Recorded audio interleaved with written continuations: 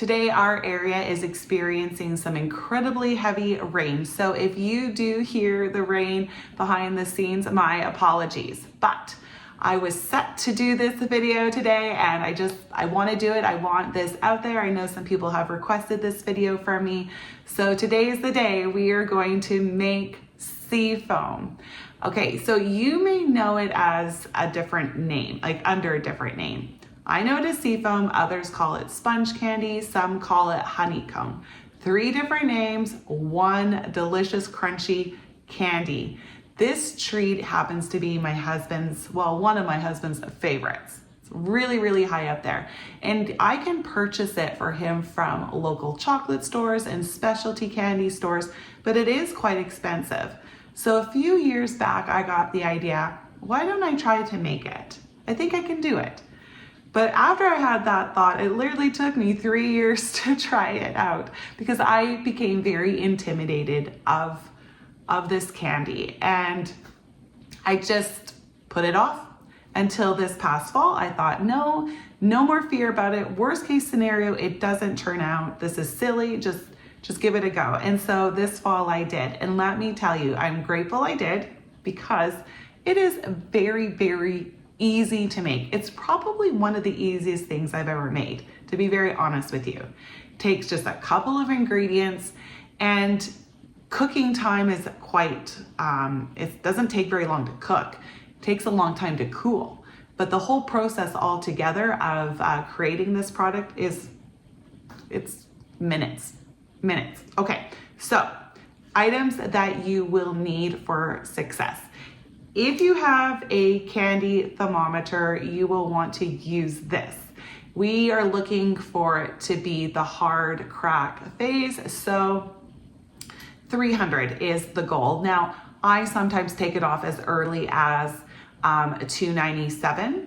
So 297 to 300, I've had success with this recipe without getting right up to 300. If you do not have a candy thermometer, you can do it a different way with testing it. So you will want to use a cold cup of water, and after a few minutes of the candy boiling, you can take some out with a spoon and to put it into the cold water. If it is stringy but still sets on the bottom, it's not ready yet. You're looking for hard cracks. So when you put it into the water, when you drip it in, it should remain as a string, and you put your fingers into the water and pinch it together, it should crack. When that happens, you are ready. Okay, so you can test the temperature 2 different ways. Other items you are going to need, a heavy pot, a big one preferably, because when the mixture has the baking soda put in at the end, it does foam up quite a bit. So I wouldn't use a small pot, use a big pot. With the pot, you will want a lid. There will be a few minutes that we use this lid on the top of the pot once it starts to boil, so that the sugar crystals around the edge of the pot will fully dissolve from the moisture being trapped in the pot. So a lid that fits your pot is a must as well. You will want to have a good large spoon and a spatula handy. The spoon is used to dissolve the sugar mixture up at the very beginning, but because there's going to be crystals on it, you do not want to put this in once the mixture is complete. You will want a spatula for that to help bring it, will mix up the baking soda and the sugar, but then also to take it from the pot to your pan. Speaking of pan, you will want a 9 by 13. I have greased the bottom and then lined it with parchment paper. You want the parchment paper firmly set into your pan because the hot mixture, you just don't want to be, playing around with it much and settling it in. So have it secure, and then it can set in here, and then you can use the parchment paper ends to help bring the candy out of the pan once it's fully cooled off. Okay, let's move on to ingredients. White sugar. You will need 2.5 cups of this, quite a bit. This recipe is sugar on sugar. Corn syrup. use the golden corn syrup, and you will want 2/3 of a cup of this. Now, if you only have the light corn syrup, you can use it. It will just change the color and the flavor a little bit. So I do prefer the golden. You can use the light.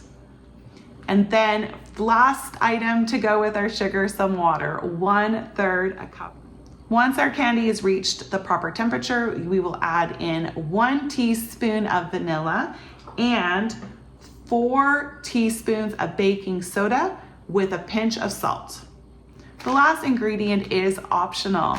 Once the seafoam has set and it's broken into chunks, I like to dip it into chocolate. So some candy melts.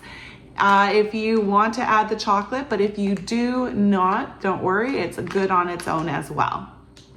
All right, let's get baking this seafoam. Just going to add all of the first 3 ingredients into the pot and start to dissolve the items on medium-high heat.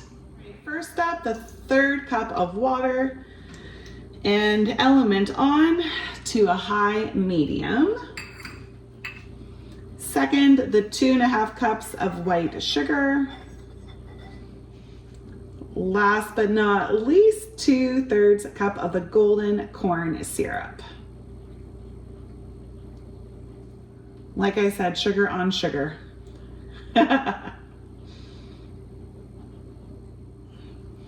Okay, so if you use your spatula like I do to get out the corn syrup, just make sure that you wash and dry the spatula before stirring in the baking soda later.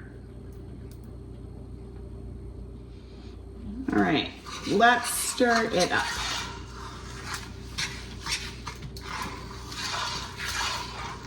So with this recipe, you just want to stir it at first in order to dissolve the sugars and the water together.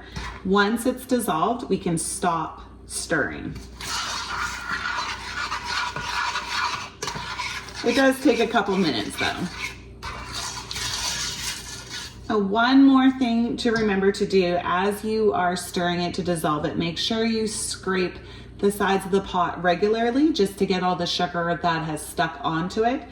It is going to dissolve in with the lid, but we want as little on the sides of the pot as possible, because once we stop stirring, we're not going to stir it again for until we put in the baking soda at the end.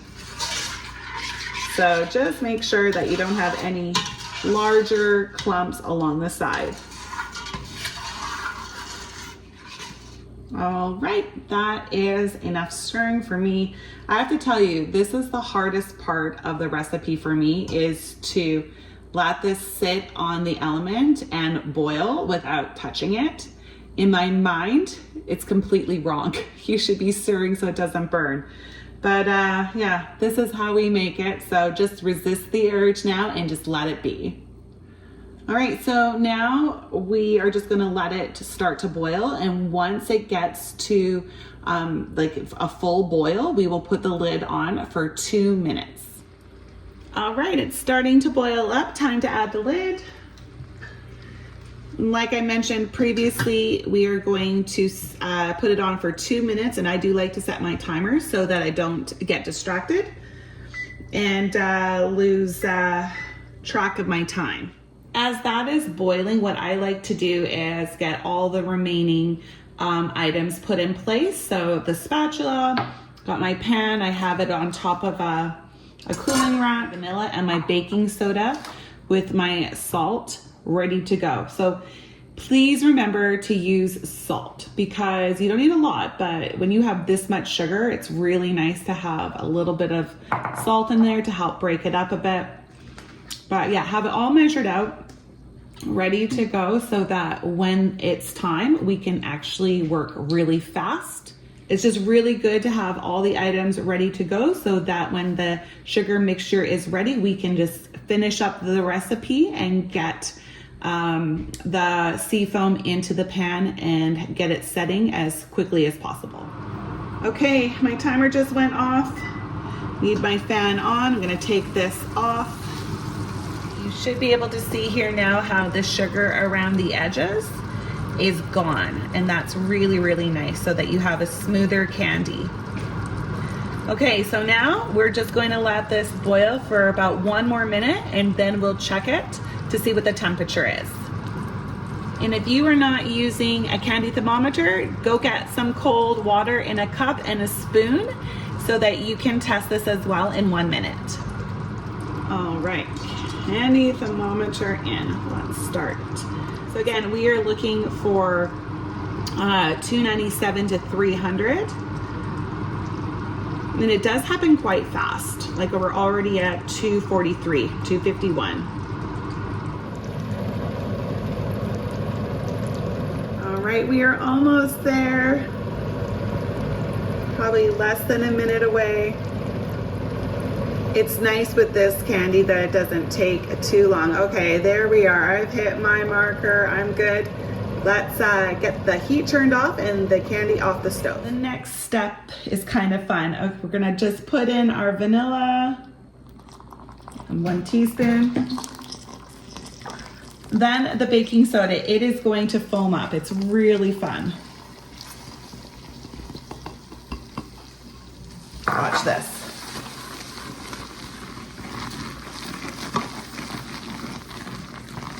Isn't that incredible? It's so fun. So make sure it is mixed in really well before we pour it into our pan.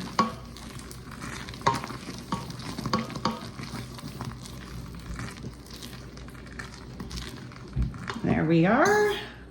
All right, let's pour it in.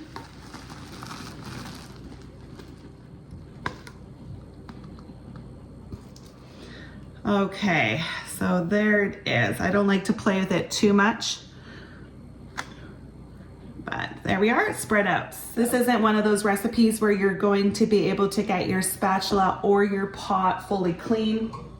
The candy sticks in it quite quickly. Look at that. Gets pretty unworkable pretty quick, but you can see the strings, just strings. It's so fun. Okay, so the best thing for you to do now is to go soak the pot and spatula in really hot soapy water, and then it will make cleanup much easier later. As for the sea foam, we are just going to let it rest here now. It needs to completely cool before we break it up. And I have found on average that takes at least 2 hours. All right, it has been 3 hours. I had to run an errand, perfect timing. This could cool off while I was out and about. So now more fun. It is ready to be broken up into pieces. I have done this a couple different ways. One, I just take it out and drop it onto the counter and it breaks apart. Other times I've used a spoon just to whack at it and hit it, and it will separate into chunks. The only thing you really do not want to do here is take your day's frustrations out on it. You do not want to beat it up or hit it too hard so that it kind of blows up into little dusty, sugary pieces. All right, without further ado, let's break this baby up. All right, let's try the easiest method first, dropping it.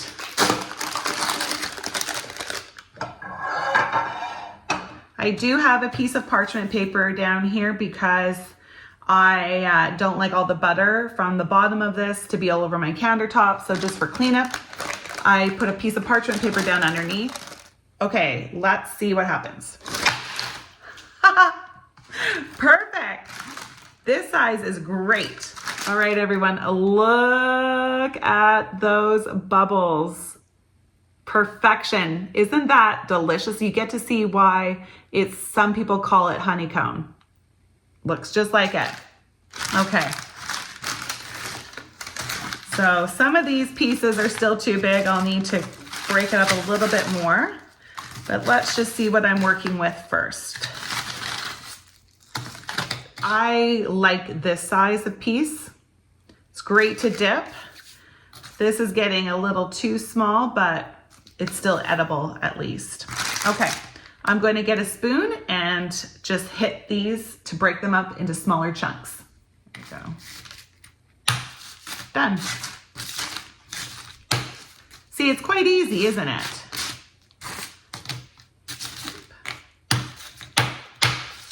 There we go. That one needed a little more force. This one must be in the middle. There we go. Ta-da! All right, there it is. And for me, I don't want them much larger than this piece. Even this one's a bit of a big one, isn't it? But they are definitely much easier to dip in chocolate this way. So if you do not want chocolate on this, you are done. It's complete. Just keep it stored in an airtight container or in a bag. And so then it'll actually last quite a good amount of time. I do not put them in the fridge just because I feel like it's gonna get really sticky afterwards. Countertop is perfectly okay as long as it's sealed up properly. But for me, I am going to dip these into chocolate. So get your candy melts now and you can just melt them whatever way the brand that you have purchased says to. And then we'll get dipping. Here's my chocolate. It is ready, nice and smooth. And I have divided mine into chunks and then tiny pieces. My chocolate, what I have left over, I'm just gonna drizzle over these crushed pieces because I'm not gonna dip them all. Let's start off here. Put my spoon there. And the dipping is fun and it's easy. I personally do not dip the whole entire chunk of seafoam in to the chocolate. I personally like the look of having some of the seafoam still exposed. I just think it looks really nice that way. This is one of my favorite parts outside of stirring it up with the baking soda. Just think it looks so nice. Look at that. So you could also use just standard chocolate chips if you want. It won't be as clean and easy of a dip just because the chocolate chips, you can't like make this cold before you dip it, right? So the chocolate will run off and spread a little bit more, but it would still taste really good.